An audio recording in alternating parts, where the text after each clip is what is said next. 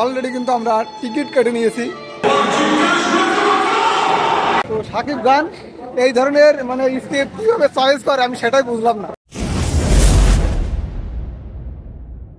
Hello everyone, আজকে ঈদের তৃতীয় দিন। তো আজকে আমরা যাচ্ছি চুয়াডাঙ্গাতে, আমার শহর চুয়াডাঙ্গাতে সিনেমা দেখতে শাকিব খানের রকি স্টার নান্টু রাজ সিনেমা হলে। তো সিনেমাটা কেমন হয়েছে আজকেই দেখাবো এই ভিডিওতে। তো চলো যাওয়া যাক।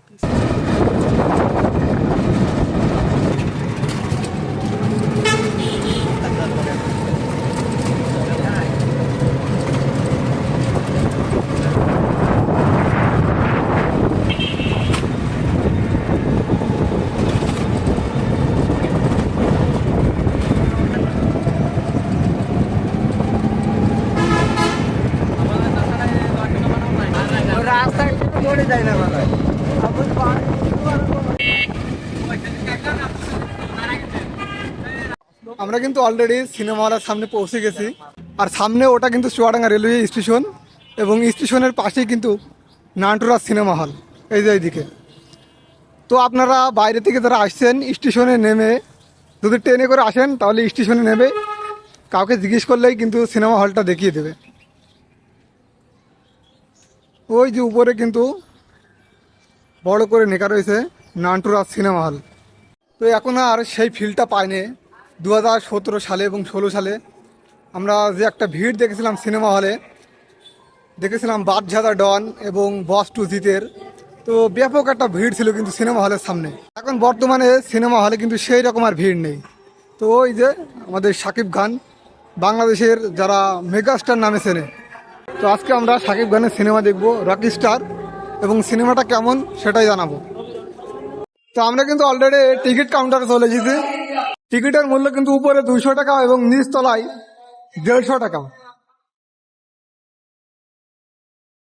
আর এটা হলো সিনেমা হলের দৃশ্য।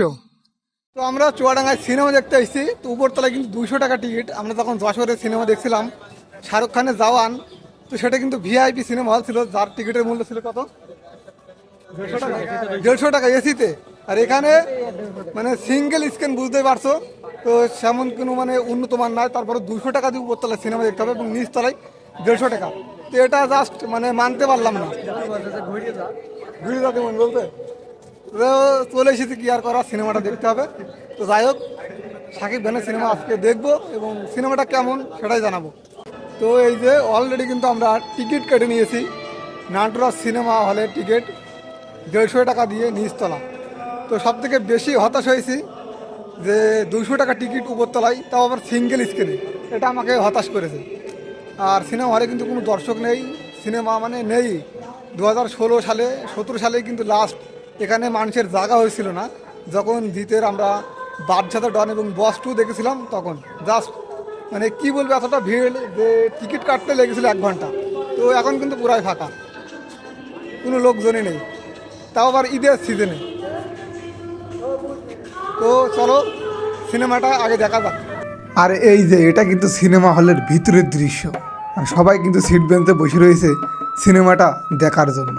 এই সিনেমা হলে নিচতলা এবং উপরতলা মিলে মোট প্রায় 700 লোকের আসন রয়েছে।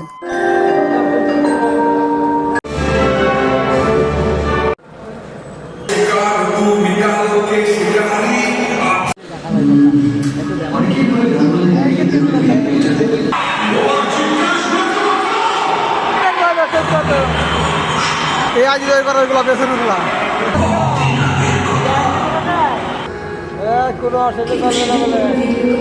ও এই যে আমরা কিন্তু নান্টু রাজ সিনেমা হল থেকে শাকিব খানের রকি স্টার সিনেমা দেখলাম।